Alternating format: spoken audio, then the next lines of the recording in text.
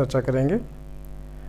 Student, आज की class में मैं गेस्टाल्टवाद क्या है इसके बारे में चर्चा करते हैं।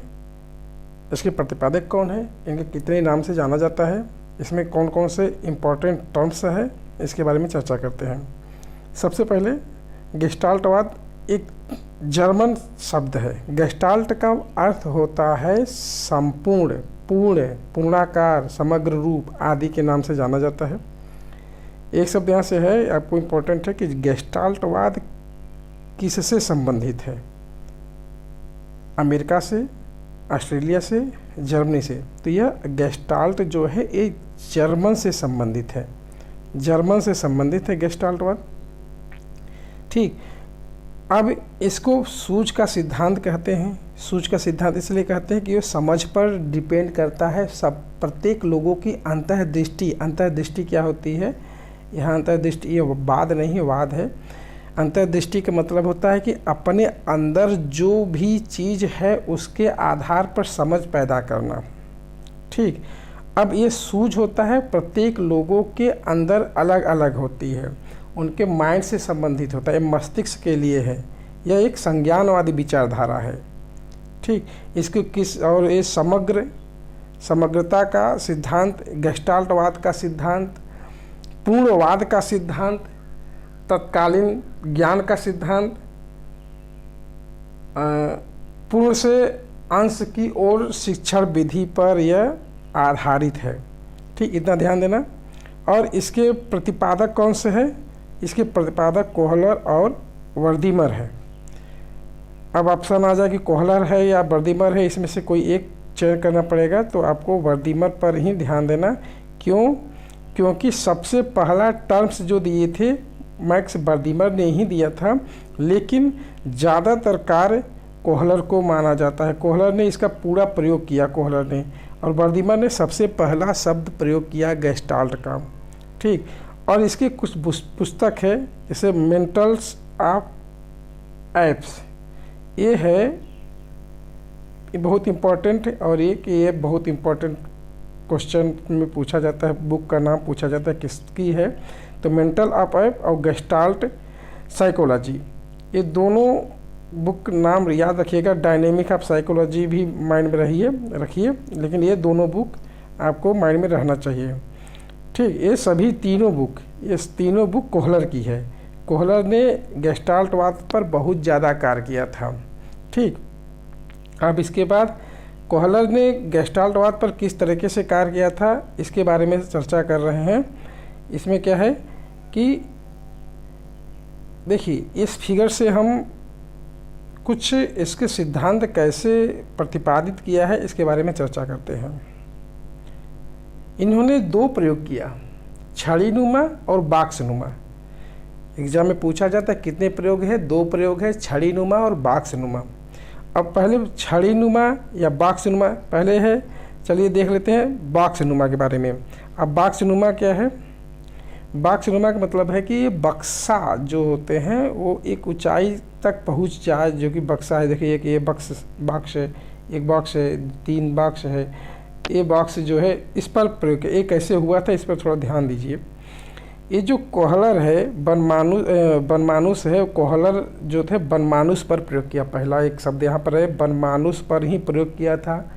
बनमानुस याद रखना, चिंपैंजी याद रखना, चिंपैंजी या बनमानुस, न कि बंदर। बंदर पर रहेगा वहाँ पर तो आप लोग उस पर ध्यान मत दीजिएगा। ठीक, अब देखिए पहले स्टेप में क्या है कि इसमें एक केला है ऊंचाई पर रख देता है। ये बनमानुस भूखा है, इसका नाम सुल्तान है। ये भी क्वेश्चन पूछा जाता है, बनमानुस का क्या नाम था? सुल्तान। तो सुल्तान जो है ये भूखा है और इसको प्राप्त करना है ये केला खाने के लिए, और इसके पास पड़ी है एक बॉक्स। ये कोहलर ने इसकी ऊंचाई जो है इस आधार पर व्यवस्थित किया है कि यह बॉक्स पर चढ़ेगा तभी इस केले को प्राप्त कर पाएगा। ठीक, अब इसने पहला प्रयोग किया कि इसमें एक बॉक्स रख दिया है और केले को ऊंचाई पर बांध दिया है। अब कोहलर क्या, चिंपैंजी क्या करेगा? पहले तो ऐसे ही प्राप्त करने की कोशिश करेगा, देखिए यहाँ पर नहीं पा रहा है, लेकिन अब यहाँ पर जो है उस बॉक्स पर चढ़ेगा तो उस केले को प्राप्त कर लेगा। ये पहला स्टेप है।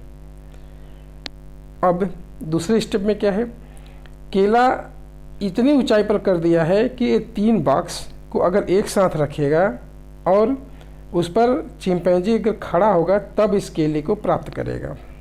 इस तरीके से परिस्थिति बना दिया। अब क्या हुआ, पहले तो कोहलर जो ये चिंपैंजी है, कोहलर का चिंपैंजी ऐसे ही प्राप्त करने की कोशिश करेगा, नहीं पाएगा, लेकिन उसके माइंड में यह 3 बॉक्स ऑलरेडी इसके पास है, तो उसको अंदर इंसाइट आएगा, एक सूझ आएगी, एक समझ आएगी क्या कि अगर हम इन तीनों बॉक्स को अगर रख देते हैं एक साथ, हम उस पर खड़े होते हैं तो हम उसको प्राप्त कर लेते हैं। ये सूझ आया उसके मन में। सबसे पहले ऐसा नहीं कि अचानक आया, तीनों एक साथ आ गए। पहले इसको प्राप्त किया होगा, रखा होगा, इस पर चढ़ा होगा, फिर इसके ऊपर ये रखा होगा, फिर उसके ऊपर ये रखा होगा, तो ये तीनों के एक साथ रखा गया है, तब यह इस केले को प्राप्त किया है। इतना क्लियर हुआ। और यह एक साथ ये अचानक होता है, एक जो उसके मन में आता है कि हम कैसे प्राप्त करें, जो एक समस्या का समाधान होती है अचानक होती है। चिंपैंजी के मन में जो अचानक सूझ आया उसे क्या कहते हैं, एक आहा अनुभव का टर्म दिया, एक आहा अनुभव का नाम दिया, उसको हम बाद में समझते हैं। अब देखिए दूसरी स्टेज में क्या है, इसमें है कि छड़ी नुमा। इस चिंपैंजी को पिंजड़े में बंद कर दिया है और पिंजड़े के बाहर यहाँ पर एक केला है और यहाँ पर एक छड़ी है। अब इस छड़ी को उसको छड़ी से उसको प्राप्त करना है केले को। पहले प्रयास में केले को प्राप्त करने के लिए हाथ बाहर निकालेगा, लेकिन वो प्राप्त नहीं कर पाएगा। लेकिन दूसरे स्टेप में उस छड़ी को उठाएगा, उस केले को अपने पास रखेगा और उसको प्राप्त कर लेगा, अपने भूख को शांत कर लेगा। लेकिन इसी तरीके से बार बार प्रैक्टिस कराया गया है, उसको दिखाया गया है इसमें। और उसके बाद क्या हुआ कि उस केले को और दूर रख दिया जाता है। इसमें 2-3 छड़ी या डंडा रख देते हैं, जिससे कि जोड़ेगा तभी इस केले को प्राप्त कर पाएगा। ठीक, इतना हुआ। अब पहली बार में जब वो छड़ी को वहाँ तक केले को प्राप्त करने के लिए छड़ी को उठाया और प्राप्त कर लिया, लेकिन अब दूसरे कंडीशन में यह आ रहा है कि उस छड़ी को जोड़ना बहुत बड़ी संज्ञान की बात आ गई है। अब उसको पा नहीं रहा है, अब उस केले को प्राप्त नहीं कर पा रहा है एक डंडी से। अब उसने क्या किया है कि अब छड़ी को लेकर के दोनों डंडे को एक बाई एक करके इसको प्राप्त करने की कोशिश किया है, लेकिन प्राप्त नहीं कर पाया है किसी भी छड़ी से। अब क्या करता है, वो दोनों डंडी लेकर के बैठ जाता है और दोनों डंडी से खेलने लगता है इधर उधर। अब उसको अचानक उसके ऐसा चीज़ देखता है कि वो दोनों डंडी को एक साथ जोड़ सकते हैं। ऐसा देखने के बाद वो दोनों डंडी को जोड़ देता है और जोड़ने के बाद वो उस केले को अपने पास लेकर के खा लेता है। यही उसका सिद्धांत था, एक प्रैक्टिकल के रूप में। आप लोग इसको पढ़ लेंगे, क्लास में अच्छे से तरह बताया गया है। ठीक है, अब आगे एक टर्म आती है। देखिए, जब उन्होंने 2 डंडी, एक ये डंडी लिया है और एक ये डंडी लिया है, जब दोनों डंडी को पास में रखे केले से 1 बाई 1 करके प्राप्त किया, नहीं प्राप्त कर पाया है, अब उस दोनों डंडी को लेकर के खेलना स्टार्ट किया है। लेकिन इसकी नज़र इस दोनों डंडी के बीच में पड़ती है, जो कि एक गैप होता है एक दूसरे से जोड़ने के लिए। तब उसका माइंड काम करता है कि हम इस दोनों डंडी को अगर जोड़ देते हैं तो हम केले को प्राप्त कर लेंगे। उस कंडीशन में जो इंसाइट उत्पन्न हुआ है, जहाँ पर उसके मन में आया है कि हम इस दोनों डंडे को जोड़ देने पर हम केले को प्राप्त कर लेते हैं, तो उसका फेस एक खुश, अच्छा कि अच्छा सफलता प्राप्त कर सकते हैं। तो उस टाइम पर इसका जो फेस होगा आहा अनुभव के नाम से जाना जाता है। आहा अनुभव मतलब एक इंसाइट एक सूझ उत्पन्न हो जाता है। प्रेजेंट टाइम में देखिए, जैसे इसके मन में आया कि होगा कि हम दोनों डंडे को एक साथ जोड़ करके सफलता प्राप्त कर सकते हैं, केले को प्राप्त कर सकते हैं, उस कंडीशन को आहा अनुभव का नाम दिया है। ठीक, अब आगे देखते हैं, अंतर्दृष्टि अधिगम के लिए क्यों आवश्यक है, इसके बारे में अब एक सिद्धांत है कि किस पर प्रयोग किया था, कि उस बुक के नाम आपको पता होने चाहिए, कैसे है यह नहीं पूछा जाएगा, आपको माइंड में होना चाहिए। अगर एग्जाम में जो लिखित परीक्षा इसमें अगर पूछ लेते हैं तो किसी एक का छड़ी नुमा या बॉक्स नुमा एक प्रैक्टिकली रूप में आप लिख सकते हैं। लेकिन यहाँ पर सबसे इम्पोर्टेंट यहाँ जैसे क्या क्या आवश्यकता होती है, यहाँ पे टर्म कुछ यूज किए जाते हैं। गेस्टाल्टवाद कौन सा शब्द है, जर्मनी का शब्द है। अब देखिए इसमें आगे नेक्स्ट क्या है कि संपूर्ण इकाई का बोध अधिगम के लिए आवश्यक है।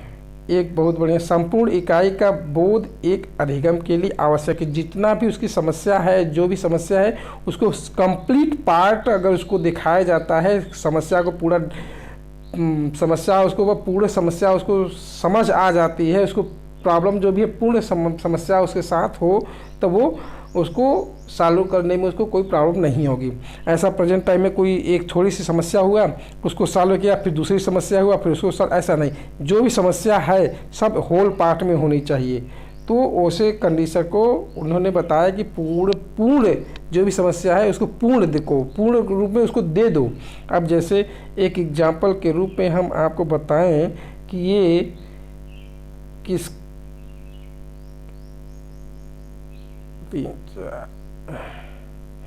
एक तरह से देखा जाए तो उतना अच्छा राइटिंग है, लेकिन ये एक हम कह सकते कि पंजा है किसी का, ह्यूमन का ही मान लो। तो जब ये पंजा वह पूर्ण व्यक्ति को देखा होगा, ह्यूमन को देखा होगा कि हाथ के पंजे हैं, पैर के पंजे इस तरह से होते हैं, तो अगर पूर्ण व्यक्ति को देखा है तो इस पंजे के आधार पर वो बता सकता है कि किसका पंजा है। लेकिन सिर्फ उस पर्सन को नहीं देखा है तो वह कदापि नहीं बता सकता है कि ये किसका पंजा है। तो होल पार्ट उस पर्सन को अगर देखा है, उसका एनालिसिस किया है ऑलरेडी पहले से, तो उसमें जो भी समस्या आएगी वह पहचान लेगा कि हाँ क्या किसका पंजा है, कौन सी समस्या है। ठीक, होल पार्ट के रूप में होनी चाहिए। ठीक, और दूसरा है लक्ष्य का स्पष्ट होना आवश्यक है। उसको लक्ष्य दिखाई दे, स्पष्ट हो, समस्या क्या है वो स्पष्ट होना चाहिए, लक्ष्य उसके आंखों के सामने होना चाहिए। जैसे लक्ष्य क्या था, केला उसके आंखों के सामने था, उसके प्रति वह कार्य कर रहा था जब तक कि समस्या का समाधान नहीं हो जाए। ठीक, आहा अनुभव मैंने आपको बता दिया क्या है, एक अनुभव जो इनसाइट उत्पन्न होती है, तुरंत उसके फेस का एक इंप्रेशन है। ठीक, और अंतर्दृष्टि की उत्पत्ति अचानक होती है।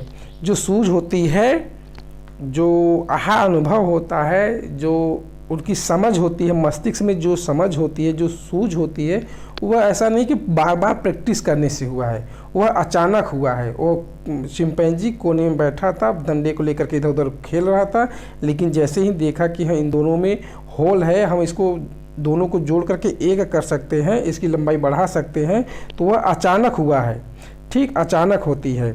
जैसे हम मैथ का सवाल कभी कभी लगाते हैं या किसी भी क्वेश्चंस में कभी कभी फंस जाते हैं, तो हम सॉल्यूशन करते करते अचानक मेरे मन में आता है कि अच्छा ये तो मैं बहुत बड़ा गलती किया, यहाँ से ये चीज़ सॉल्यूशन हो सकता है।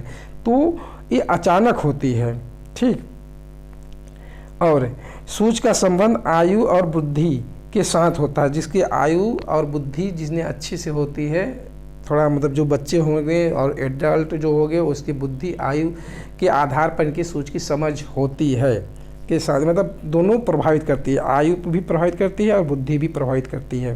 ठीक, और नेक्स्ट है वस्तु नए रूप में देखा। जो भी है, कोई भी समस्या होगा, कोई भी समस्या होगा, प्रत्येक लोगों की एक नया विचार आएगा, इसमें नया विचार आएगा, इसमें सृजनात्मकता रचनात्मकता का विकास किया जाता है। किसी भी समस्या, जैसे कि कोई भी समस्या है, यहाँ पहुँचना है तो कोई यहाँ से ऐसे जाएगा, कोई इधर से जाएगा, कोई मतलब एक ही समस्या को कई सारे रास्ते से समाधान कर सकता है। ठीक, हर लोग एक ही जैसे नहीं करेंगे। ये वह व्यक्ति एक बार जैसे किया है, हो सकता है दूसरी बार अलग अलग तरीके से करेगा। जैसे कि उन्होंने एक छड़ी पर प्रयोग किया तो एक बार में उसको प्राप्त कर लिया, दूसरी बार दो छड़ी का प्रयोग किया है तो उन्होंने अचानक नहीं, मतलब तुरंत उसके मन में नहीं आया कि हम दोनों जोड़ देंगे तो प्राप्त कर लेंगे। वो रास्ता जोड़ रहा है, खोज रहा है, रास्ता खोज रहा है कि कैसे हम प्राप्त करें। एक छड़ी से नहीं तो दूसरे छड़ी में जो होल था ऐड करने की बात करते हैं, तो उसके बाद उसको प्राप्त किया है। तो ये जो होता है कि वो नई नई विचार को प्रस्तुत करते हैं अपने मन में, ठीक। और नई नई स्थितियाँ आती रहती है। तो एक समस्या का समाधान कई सारे सॉल्यूशन निकालता है, कई सारे एक समस्या को कई सारे रास्ते से समाधान करता है, ठीक। अब इसमें इस सिद्धांत के महत्वपूर्ण शब्द क्या है? देखिए, इस सिद्धांत का महत्वपूर्ण शब्द है कि ये भी आकस्मिक, सडन, आहा अनुभव। ये आहा अनुभव यहाँ पर क्या है? अचानक होता है, सडनली हो जाता है, आकस्मिक हो जाता है, ठीक, तुरंत हो जाता है। आकस्मिक क्या है? किससे संबंधित है? व्यवहारवाद से संबंधित नहीं है। अचानक आहा अनुभव, ठीक, आकस्मिक, सडनली एक विचार जो उसके मन में आता है वो सडनली तुरंत आता है, ठीक। और इसको नेक्स्ट है समग्र, समग्रवाद के नाम से जाना जाता है, संपूर्णवाद के नाम से जाना जाता है, होल पार्ट के नाम से जाना जाता है। संपूर्ण अंश के योग से बड़ा होता है। इसका मतलब होता है संपूर्ण जो होता है, पूर्ण है, उसके प्लस प्लस करते करते करते करते कई सारे समाधान इससे छोटा होगा या बड़ा होगा। पूर्ण वो योग जो होगा, वो पूर्ण योग जो होता है अच्छा माना जाता है, बड़ा माना जाता है। संपूर्ण अंश के योग से बड़ा होता है। जो ये योग है ये संपूर्ण जो हो बड़ा होगा, ठीक। अब ये बर्दिमर ने इसको सबसे पहले इसी बात को लिया था और उसको कोहलर ने इसको फिर प्रतिपादित करना स्टार्ट किया, इतना याद रखिएगा। अब प्रत्यक्षीकरण, परसेप्शन, एग्जाम में क्या है? एग्जाम परसेप्शन क्या है? परसेप्शन किससे संबंधित है? परसेप्शन गैस्टाल्टवाद से संबंधित है, संज्ञानवाद से संबंधित है। प्रत्येक लोगों की प्रत्यक्षण अलग अलग होता है, परसेप्शन अलग अलग होती है। किसी की नज़रिए, परसेप्शन किसी के नज़रिए, एक लाइन में अगर लिखना है तो हर लोगों के नज़रिया अलग अलग होता है। एक गिलास है, इसमें आधा पानी भरा है, तो कुछ लोग कहेंगे आधा खाली है, कुछ लोग कहेंगे आधा भरा है। तो ये प्रत्येक लोगों के नज़रिए के आधार पर होता है। उस समय उस बनमानुष का नज़रिया उस केले को प्राप्त करने के लिए क्या काम किया, वही उसका परसेप्शन है। हो सकता है दूसरा बनमानुष हो तो उसका परसेप्शन अलग रहा होगा। सुल्तान का जो था उसका परसेप्शन जो भी था उस कोयले को प्राप्त करने के लिए था। जो भी परसेप्शन होता है सभी लोगों की अलग अलग होती है, सबकी नज़रिया अलग अलग होती है। एक लाइन में परसेप्शन का मतलब होता है नज़रिया। जब परसेप्शन पढ़ाया जाएगा तब उसमें इसको हम डिटेल पढ़ेंगे, ठीक। और नेक्स्ट है पूर्व दृष्टि। अब इसका मतलब ये होता है कि लक्ष्य को प्राप्त करने के पूर्व उनको पूर्ण अनुभव होना चाहिए, मतलब उसको लक्ष्य को दिखना चाहिए। अगर वो लक्ष्य को दिखेगा, जितना अच्छे से उसको क्लियर होगा, लक्ष्य मेरे सामने आंखों के सामने होता है, तो उसको प्राप्त करने के लिए वो रचनात्मक तरीके से थिंकिंग करेगा और अचानक उसमें अंदर सूझ आएगी, उसके बारे में सोचेगा और वो एक समस्या तक के समाधान को आसानी से कर लेगा, ठीक। उसको पूर्ण लक्ष्य उसके आंखों के सामने होना चाहिए। पहले अनुभव में चर्चा कर लिया हूँ। अब इसके बाद क्या है, गेस्टाल्ट का गेस्ट अन्य जो है व्यक्ति, उन्होंने कहा कि सिद्धांत स्वयं खोजने पर बल देता है। यह सिद्धांत क्या है? खोजने पर, स्वयं खोजने पर बल देता है। उन्हें चिंपैंजी है वो खुद अपनी समस्या का समाधान किया है, ठीक, वो अपने खोज पर डिपेंड करता है। और इसकी उपयोगिता क्या है? लास्ट पॉइंट है इसकी उपयोगिता, कि इसकी उपयोगिता में देखें तो सबसे पहले है कि ये कल्पना तर्क, बुद्धि, कल्पना तर्क और रचनात्मक, सबसे इम्पोर्टेंट रचनात्मकता का विकास होता है बच्चों के अंदर। किसी एक समस्या को कई सारे सॉल्यूशन निकालने के लिए किया जाता है। रचनात्मकता, सृजनात्मकता का विकास करने के लिए गेस्टाल्टवाद बहुत ही महत्वपूर्ण योगदान देता है, ठीक। और यह गणित, विज्ञान जैसे विषय के बहुत उपयोगी माना जाता है।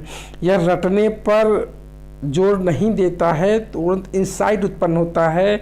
यह समझ पर जोर देता है, यह समझ से सीखने के जोर देता है, न कि रटने पर। यह किताबी कीड़ा नहीं बनाता है। कि किताबी कीड़ा मतलब कि होता है किताब में सब लोग, कुछ लोग होते हैं प्रैक्टिस करते रहते हैं, ऐसा नहीं। समझ करके पढ़ो, बोध अंडरस्टैंडिंग करके पढ़ो, व्यवहारवाद ज़्यादा प्रैक्टिस से संबंधित था, करके सीखने पर प्रैक्टिस था। यहाँ पर इंसाइट से संबंधित है, मतलब सूझ से, बोध से, वहाँ पर था प्रैक्टिस से, है मेमोरी से, यहाँ पर थिंकिंग से। दोनों यहाँ व्यवहारवाद हम मेमोरी से संबंधित था, यहाँ पर थिंकिंग से संबंधित है। ठीक, गेस्टाल्टवाद थिंकिंग से संबंधित है। ठीक, बोध से संबंधित है। बोध के से अंदर स्टैंडी जितना होगा उतना अच्छा से किसी समस्या को समाधान कई सारे पक्ष से करेगा। ठीक, यह वैज्ञानिक कार्य एवं अवबोध पर बल देता है। अवबोध मतलब कि यह अपने अपने आपकी समझ क्या है, आपकी समझ, आपके बोध करने का मतलब किसी समस्या को आप किस स्तर से समझ रहे हैं, उसका समाधान कैसे कर सकते हैं।